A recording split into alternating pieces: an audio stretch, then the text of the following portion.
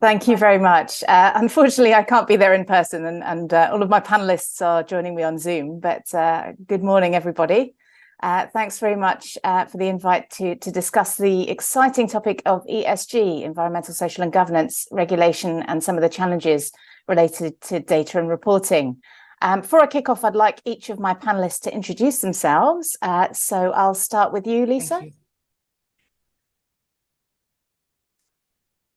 Good morning, and apologies from me as well for not being there in person. You have to put up with my screen face instead. So I'm Lisa Kodo. I'm currently working as an independent ESG specialist, following 3 years working with Moody's as head of their ESG product strategy.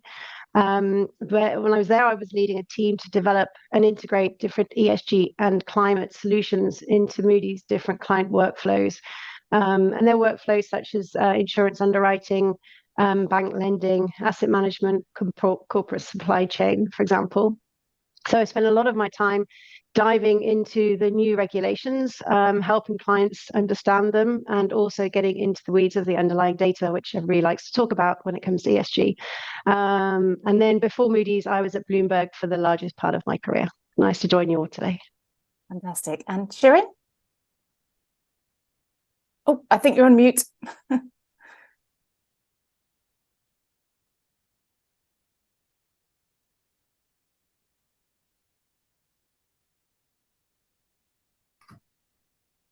The joys of Zoom, eh?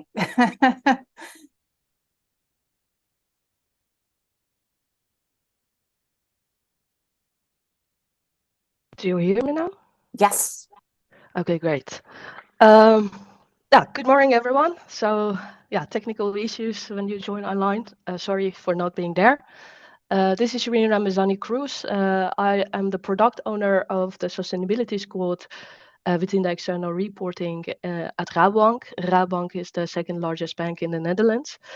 You can think of what we do is Pillar 3 ESG reports, EU taxonomy, so deciphering the regulation and put it into reporting. Before that, I also did financial reporting like CoreApp, capital credit. This is short about me. Good stuff. Lots of reporting in there, and data challenges, no doubt, that we'll get to in a second. Just to sort of zoom out a little, obviously, Firebrand is a research advisory business. We track a lot of things related to regulation. I also run a podcast with Global Custodian about regulation called What's the FinReg Angle every month. And I feel like every month we're talking about a new angle with regards to ESG, given the sort of aggressive timeframes and the sheer number of rules and regulations out there. To give you a flavour of that, there are 1,976 rules and regulations currently covering E, S, and G, so not just ESG, all of the individual elements. And in Europe alone, there are 655 different rules. So if you want to think about it that way, we're sort of a third of the world's regulation related to ESG. So my first question to the panel, and I'm going to put this to you, Lisa, first. With regards to the regions, which would you say, from your perspective, has made the most progress in terms of implementing all these rules and regulations that I mentioned? Thanks, Virginia. You probably answered it almost in your introduction. So I guess in terms of building out regulatory frameworks, Europe is definitely one of the leaders to date. Not only in number that you just mentioned, but also they've introduced several really transformational regulatory frameworks or initiatives promoting ESG practices. So I vowed before this that I wouldn't just spew out lots of different acronyms, because ESG is full of acronyms. But to name a few of these transformational pieces are ones such as the NFRD, the Non-Financial Disclosure Regulation, the Climate Benchmark Regulation, SFDR, EU Taxonomy, EU Green Bond Regulation, to name just a few. And they all fall under what's known as Europe's Green Deal, which was announced in 2019. So you mentioned over the last 12 months. So I guess Europe doesn't just stop there once they put their regulations out. They, over the last 12 months, have been really sending out a lot of new additional proposals and amendments to the SFDR and the EU taxonomy in order to expand its scope, to define areas that were maybe a little bit broad, but also to expand it to cover more areas as well. And most importantly, I think, for everybody in the room, they have concentrated on CSRD. So CSRD, which is the Corporate Sustainability Reporting Directive, and it's taken over from the NFRD. It was approved around this time last year by the EU Parliament, and it just means that now European companies will need to start the process of probably what is the most comprehensive collection of ESG reporting that has ever taken place. So it definitely promises to be a transformational piece of legislation. It will bring into scope many more companies than were caught up in the previous regulations. So that's not just large European-based companies, but also SMEs will be called into that. Non-European companies that perhaps are listed on European markets or have revenue coming from certain subsidiaries that are based in Europe will also be impacted as well. And so you mentioned, so I would say Europe at the moment is definitely a leader in terms of regulatory frameworks. Sure, and obviously that comes with its own challenges. You've mentioned a lot of different acronyms there. It's sort of a veritable alphabet soup of things we need to track. When you look at some of the timelines as well, they can get very busy and complicated as well from an implementation perspective. And no doubt there's also issues with regards to a lack of alignment on some of these fundamental concepts as well from a global perspective, because as you mentioned, the EU is extraterritorial in its regulation, as are many other regulatory agendas and frameworks. Shirin, from the perspective of implementation, how challenging is it with this sort of lack of alignment across the globe from your perspective? As Lisa mentioned, like EU is pioneering indeed in ESG reporting, but and it goes in stages. Other countries or other parts of the world are not as advanced as EU, and this brings the lack of alignment between different regions, especially when, as a financial institutions, you need to report on a consolidated level. And you have non-EU subsidiaries of the EU firms, and you have to report on them. And this difference in the policy development creates challenges, for example, for data availability, the metrics, and it creates really a challenge to report on other regions and bring alignment. Sure, and not everybody from the regulatory perspective agrees on that, as I mentioned, the fundamentals. And there has been some pushback in the US, for example, with regards to the sort of political angle there, right, which can make things very challenging from the perspective of a US institution facing into the EU, if your national regulator doesn't quite see eye to eye with your international regulators from that perspective. Lisa, did you want to add anything on that front at all? I was just going to say that whilst I guess Europe are a leader in terms of regulatory frameworks, it doesn't necessarily mean that they're achieving the greatest success in turning capital towards greener investments, which is what the aim of all of this in the end is. And so, Virginia, you mentioned the US there. So they introduced the Inflation Reduction Act in 2022, so just a year ago. And the aim of this was really to direct, I think it was $500 billion in new spending towards clean energy and create incentives and tax breaks in order to invest in these particular areas. Carbon capture, for example, electronic vehicles, green tech. And so, a year on, or at least in the last 12 months, it's definitely seen a huge amount of investment into these projects. So I was reading something like 270 new clean energy projects have been implemented on the back of this Inflation Reduction Act, accounting for around $280 billion of new investments.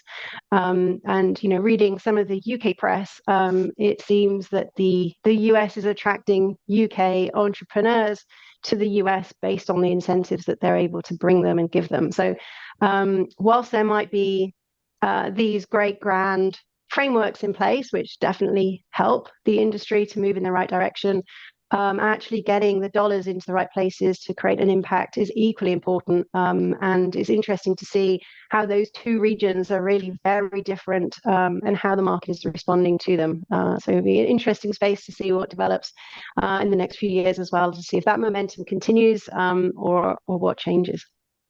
Sure, very interesting to see adjacent sort of developments in regulation and tax having a big impact, particularly on ESG and green investment directly, rather than from the sort of reporting aspect of things. You also bring up an interesting point, thinking about it from the greenwashing perspective. We've seen very little enforcement activity globally. The two largest actually have been in the US, related to mis-selling of green products, with two large financial institutions there. Do you expect to see more in the next 12 months globally? I mean, what kind of impact do you think greenwashing has had thus far, Lisa? So you're right. I think the numbers of companies actually that have been called out for this is fairly limited up to now. But they have been talking about new powers being introduced in many different countries to impose civil penalties on companies that mislead on these new environmental claims. And governments as well enforcing actions through different laws that they're bringing in. So I think we will see an increase in companies being pulled out. I guess, however, that this area has been fairly opaque up till now, so it's quite hard to really be quite specific enough to bring around, injunction or a court action. And I think that's where the regulators, particularly in Europe, have stepped in. Through the regulations they brought in, they're helping to shine a light really on providing a framework, such as the SFDR and the EU taxonomy, which helps institutions to really understand what can be labelled as sustainable activities, therefore what could become a sustainable fund, and therefore with an exact framework that they can pin these activities and investments to, will help make it much more transparent, and therefore it will be clearer as to what is actually greenwashing, and what actually is permissible, at least under the sort of EU regulation as well. So I think the regulators have stepped up in this area to help this. It's very hard before to we can place a claim on a company, and whilst there were two very large ones that hit the press, I guess it made everybody start to shudder and think about what they were doing, which had its effects. But in order for that to be, I guess, sustainable in the long run, there needs to be a proper framework in which to make yourself accountable to, which I think they've done there. Sure. So reducing grey areas and improving green areas, right? Shirin, did you want to add anything on that front? Yes, I think from my perspective, it's like the greenwashing happens when there's a mismatch between the data and methodology. There's a gap between data and methodology, and they are not addressed clearly, or the guidance is not clear enough. What also Lisa mentioned, we are going toward more clarity with CSRD, with EU taxonomy, but when there is this gap, then you have the risk of greenwashing. But it also can happen when there is a mismatch between what a product aims at and what investors actually expect. And in my opinion, once you have like a clear explanation of what products do and not do, you educate the investor, and as such, you have a better expectation management and ensure that the products match the investors' expectation, and you ultimately reduce the potential for greenwashing. Also, with regard what also Lisa mentioned, it's very important to have to clarify what is actually green, what is ESG, what is sustainable, and consequently educate and set up an ESG governance in place, a clear strategy, ensure that you have the enforcement, but also take the evolving regulation into account. And what I want to also add to is that sometimes it's like unintentional mistakes and that changes due to data reported due to additional availability of data or enhancements in the calculation of the methodology. And these should be treated differently, these misinterpretations, differently to actually to when you have the intent or negligence to do the greenwashing. And yeah, we all know that at the moment, the lack of a raw data in complete regulatory framework, this could result in unintentional misrepresentation, and it shouldn't be considered greenwashing. Sure, there's a big difference between intentional mis-selling and accidental, data issues, for example, which we'll get onto in a second. There's also the advent of green bleaching, I believe, right? So that's another sort of industry term that's developed over the last couple of years to describe how some funds, rather than calling themselves green, have decided to err on the side of caution, and in fact, even though they may have green characteristics, opts not to sort of label themselves as green, right? Lisa, did you have anything on the green bleaching side of things to comment on? It's just that, and I read there were quite a number of ETF funds in that camp, which exactly they were previously Article 8 or Article 9 funds, which is an SFDR categorization, for which you need to report to show why you are a Category 8 or a Category 9 fund, so why you have sustainable objectives or sustainable activities. And I think in order to reach such high accolades, it was probably seen safer, perhaps, or easier, or more straightforward, I don't know, to actually relabel and become an Article 6 or an Article 7 fund instead. And so it was definitely a number of ETF funds that happened to, that were then labeled green bleaching. So I guess that is the flip side of regulation when it comes in fairly hard and fast. It's new for everybody. Not everybody can get to grips with it at the speed that the regulators probably would like or intend them to. And therefore, there will be a fallout. And I guess that's where the green bleaching comes. But it's still very early days. This is the first year that the EU taxonomy has become reportable. So we've seen the first reports coming through this year. You have to start somewhere in this space. And everybody made efforts to do that. There's definitely improvements that need to be done across the board. But again, you have to start somewhere. I would think the regulators are pleased of the amount of effort that has occurred and happened in this industry. And from here, I guess the only way is up, hopefully, from there. And in terms of the green bleaching, I would think as more information becomes available, it will be easier to claim than the Article 8 and 9 articles for those funds that obviously duly deserve them. Sure. Certainly, I definitely don't think it's the intent of the regulators to deter anyone from launching green funds, as you were saying earlier, right? And we've obviously mentioned data a few times. There's been a lot of discussion over the last year or so about some of the significant challenges related to the lack of availability, consistency, and comparability of information in this area. How are financial institutions such as yours tackling that, Shirin? So I would like to bring this more broader than data, because I think the real challenge with ESG reporting is combination of a complex variety of people, process, data, and systems. Sometimes it's hard to quantify the regulatory requirements, and it's not straightforward. So you bring up different people with different visions and expertise. They all come up with different interpretations and solutions to one same problem, and the lack of one standard to lead everybody or a clear guidance is missing there. However, I should say that CSRD is going to make it clearer in terms of reporting. But at the same time, the road from data to reporting is not always clear to the companies.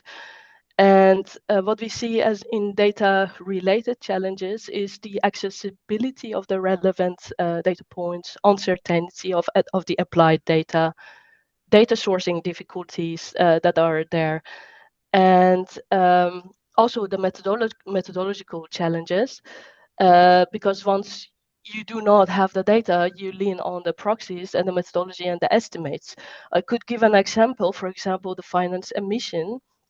So the most common data management practice for finance emission calculation is to collect emission data from the counterparties when available. But if the relevant data point is not available, you have to rely on standards such as PCAF and do the estimates. I believe how you could address this these two issues of data and methodology. In case of the data, I believe that the regulators could provide a common data source to the financial institutions, like a single access point, and make sure that they also control the data so that it brings consistency throughout the whole financial institutions, and they not individual banks should be responsible for checking and controlling it. For the methodological part, I think it's more on the institution side to make sure to be as transparent as possible once they deviate from, for example, from a standard like PCAF, to explain it, where is the deviation, how did they do it, and make it as transparent as possible, so that consequently the comparability alongside between different results would be easier. But at the end, I think the regulation is very young and it's not yet mature. It's a very gray area. It's not black and white. And hopefully in the coming years, these kind of issues will be addressed properly. Sure, I think that point around transparency and explainability is always something that the regulators hammer home in many areas across reporting, right? And certainly data availability is an issue, particularly in sort of private markets as well. We talked about public, but private markets are equally challenging. Lisa, did you have anything to add on that front? Covered most of it, to be honest. I guess it's hard not being in the room to know sort of the makeup of the room. But I guess just for anybody in the room that is not familiar with ESG data and why everybody keeps moaning about it and talking about it. So it's really a catch-all. It's everything that is that is non-financial data. And so just in that alone, it is so broad. And there are so many ways of measuring things that have no dedicated definition today globally at a global standard. So I guess just to throw in yet another acronym is ISSB. So the IFRS have set up this International Sustainability Standards Board with the aim of creating global standards of high quality, decision useful, disclosed data. So to give precise definitions globally to specific data points, which then should feed into what Shireen was talking about, of there being just maybe a few providers of the data, so you don't see all the different consistencies just in the collection of the data, but just in the definitions of themselves. And so they're working hard on that. The IFRS also took over the TCFD, so to have it all under one house, we hope will bring more alignment across these different standards of data as well. So in financial terms, everybody knows what enterprise value and revenue is, and it's very standard what the definitions are around financial information, and so that's where it just becomes very murky in everything that is not financial, and why everybody has struggled to be able to act upon it. And as I said, we spend a lot of time working on estimates and proxies. I sat in a lot of different working groups talking about gaps and holes in data that makes reporting very, very difficult to do. And in many cases, the regulators are happy for proxies or estimates to be used where there is no other data available. So that is definitely the case for SFDR. There's a few different indicators needed in the SFDR regulation where there is no data yet available. It is not disclosed as is required, and therefore a proxy is better than a gap in those instances. However, that's not the case across the board. So for the EU taxonomy, for example, proxies are not permitted. It has to be exact disclosed data for those. So I think the regulators understand the issue. They know, and they're trying to help the industry where possible. Having gaps isn't helping anybody. And so I think I've heard in other sort of panels, the regulators just say, try your best, try to use what you have available. It will get better, but use what you can sort of get your hands on right now. Sure, I believe we have quite a few regulators in the room, so hopefully they're taking notes, particularly with Shireen's indication that a single access, European single access point to ESG data would be great. Please do take note of that, anyone in the audience from the regulatory side. And you mentioned, sort of there are many different aspects. Also, when you think about E, S, and G, they're all, three different separate topics in themselves. If you think about it from the E perspective, I think we've often focused on, greenwashing is where we talk about it, but there's also social washing, which we haven't touched on. But on the E side of things, there's also subcategories related to biodiversity, carbon emissions, all of these different things, transition risk, all of these different things are potentially problematic. Perhaps you can touch on sort of which ones do you think are most challenging from a data perspective, Lisa? Of course. So as you mentioned, environmental data, I guess, is the one that's mostly talked about. And that might be because, TCFD that I've mentioned before has been around for a few years, yet it was the first framework that came out. It is not mandatory in all countries anyway. There's around 1,500 companies, I believe, that report against TCFD. And so emissions calculations and setting targets for temperature is all included as TCFD. So I think companies understand those a little bit better. And being quantitative based as well makes the definition fairly straightforward. They can be predicted, they can be estimated. You can run models, for example, on companies of a certain size in a particular sector, in a particular region, are most likely to have similar bands of numbers. So again, there are estimation models that could run for environmental data. Biodiversity is different. Again, complete lack there of a lot of data. There's a lot of small startups and NGOs that have biodiversity data, but it's on a very, very small scale. Nobody yet has been able to scale it out globally to make it really useful data on a global basis. So that still is lacking. But I think social, for me, is the hardest because it's largely qualitative in data. And it's highly subjective. There's so many different ways of defining something. And I think that's the area that has really, hopefully the ISSB can grab hold of and create some very finite definitions around it. But, I've spent some time delving in. I'll give you one example with health and safety. There are so many different ways of reporting number of days lost to injuries, a number of hours you calculate in lots of different ways, getting different policies and frameworks and trainings in place to prevent injury at work. And that varies country by country, jurisdiction by jurisdiction as well, which makes it really difficult. Even labor laws, you take labor laws in Europe are highly different to labor laws in the US. And because a US company doesn't have strict labor laws, it shouldn't define that they are less good than a European company that Europe already says it has to have strict labor laws. So jurisdiction to jurisdiction, it's very difficult. And then I just think the variation in definitions is hard versus environmental data that is a number, it's a figure. Once you have a calculation available, you can calculate it and predict it. So I think by its nature, it makes it a little bit harder.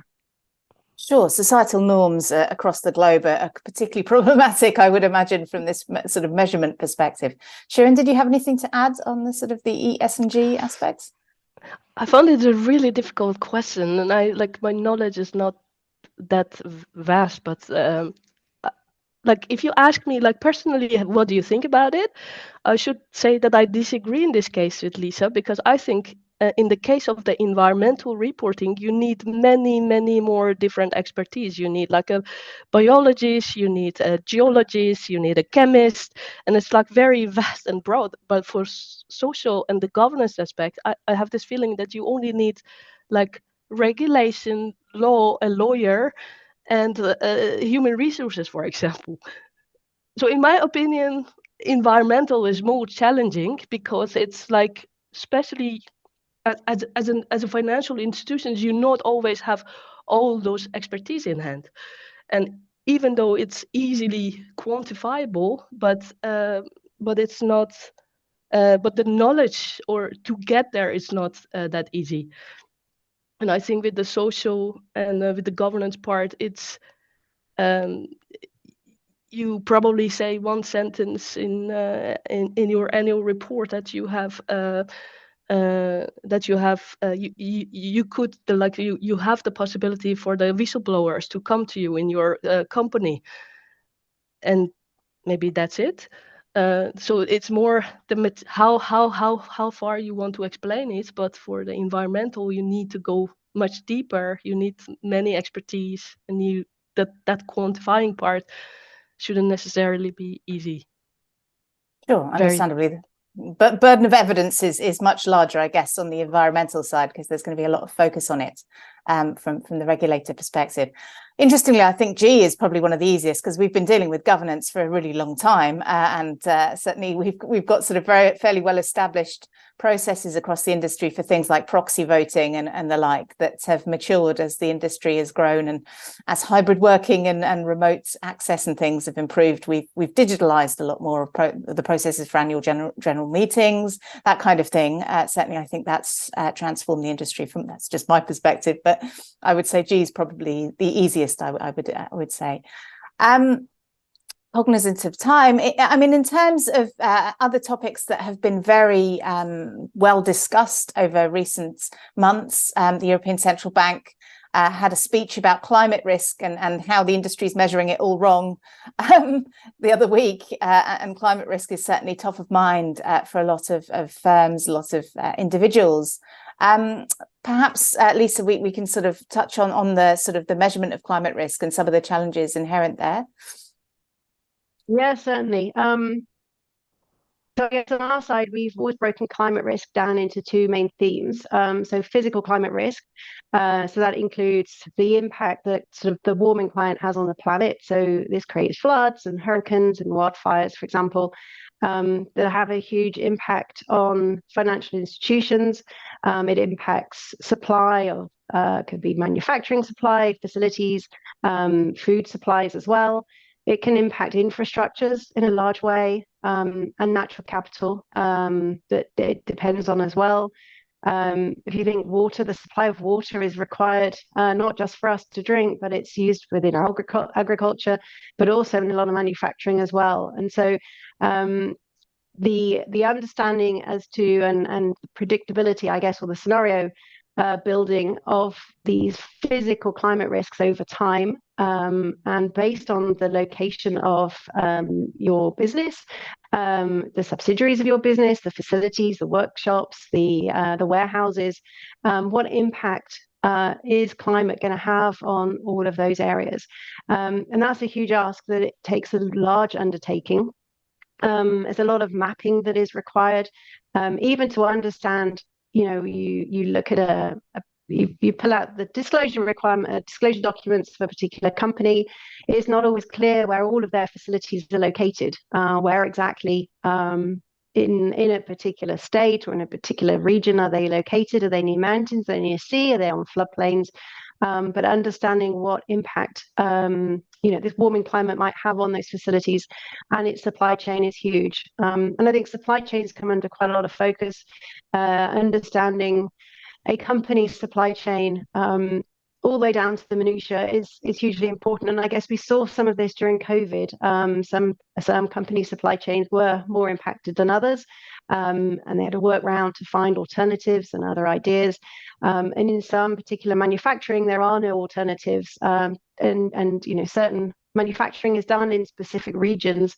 And so if that region comes under a particular physical climate hazard, then what happens then to the production of that particular product? So I think there is a lot more work, as has been said, everywhere on this area. I think the last couple of years have seen some much larger climate hazards than we've had in the past. So everybody now is considering it a lot more. So I've spent some time working with clients from the insurance and underwriting world.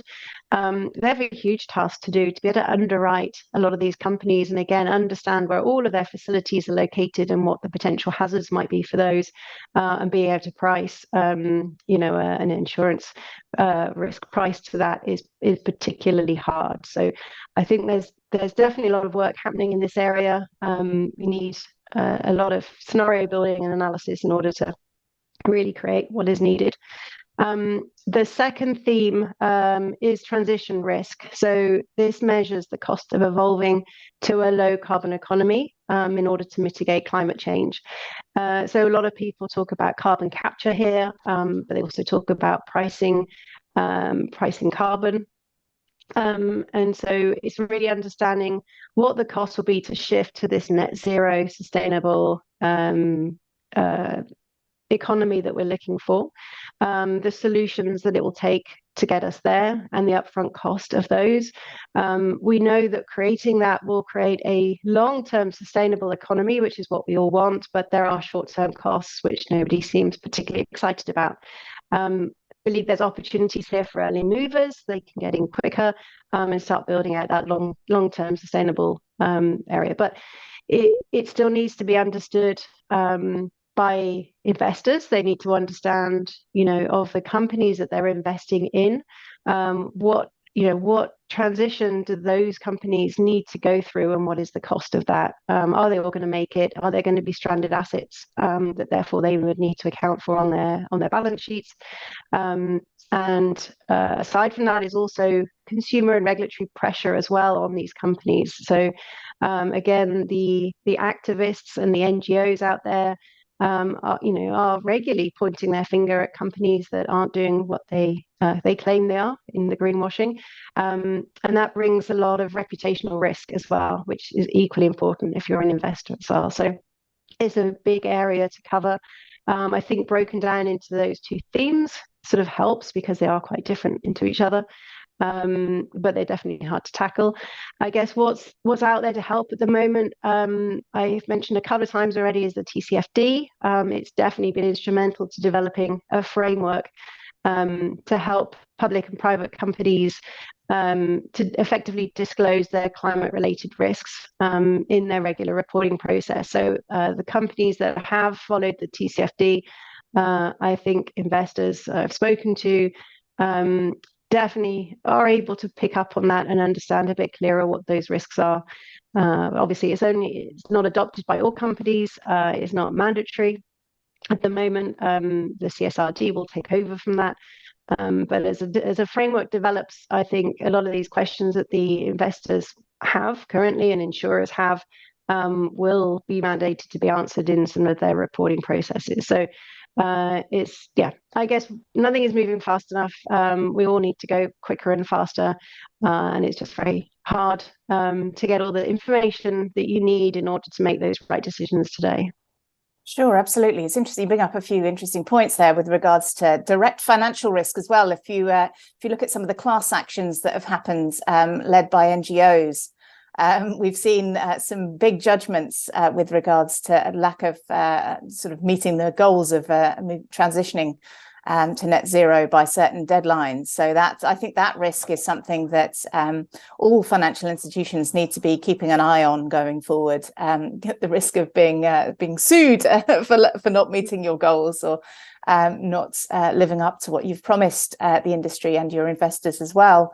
And also, interestingly, yes, as you mentioned, with regards to the soundness and operational risk or resilience of the industry, I think we've had this sort of preoccupation across the industry at the moment. Regulators certainly have looked at it in Europe with the Digital Operational Resilience Act.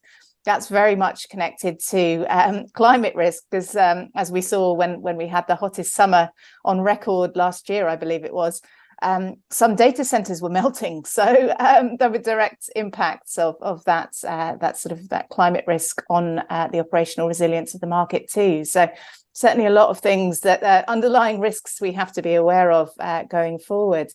As we have a lot of regulators in the room, one of my questions is, what is it that regulators can do to improve the outlook of ESG from your perspective? And I'll start with you, Lisa, again. The regulators can do. Mm-hmm. So I think one of the biggest challenges we face, so we've talked a lot about European regulation, but the rest of the world is developing similar regulatory solutions as well. And I've heard that there are over 47 taxonomies, for example, globally, all at different stages of development in the world. And they all have slightly different regimes. They capture different parts of the economy. Singapore and China, for example, the taxonomy there is aligned just on company debt, whereas in Europe it is on all operations that the company has. The UK differs in that the reporting is not mandatory initially, although they are thinking to bring that in. And so I think harmonization across these regulations is going to be key. And I know there's a technical expert group or several technical expert groups that work to advise the different global regulations. And they're pushing for what they call a framework of equivalence. So whilst there might be slightly different flavors across different countries, which is understandable, that there's enough commonalities so that, for example, a UK company that is disclosing under UK regulation, their disclosed information can be used by a European asset manager without the need for either the UK company to produce two reports or the European asset manager to have to adjust accordingly as well. So I think that is definitely needing. Otherwise, it's just going to be counterproductive. It's going to be hugely costly. In some cases, there's teams of 70 to 80 people working on this taxonomy disclosure. I mean, it's the first of its kind.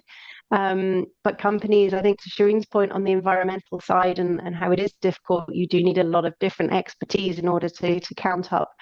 In order to produce these reports, and this was the first year, there's teams of 70 to 80 people figuring this out and calculating it. It's a huge cost to companies.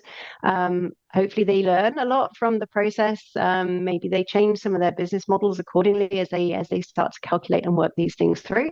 But it's a huge cost that they can't afford to do for each different jurisdiction that maybe have them as a company on their in their portfolio. So I think the framework of equivalence is really key in order for all these different regulators globally to work together to really produce the result that everybody is looking for. Sure, alignment would certainly help in many areas, I think.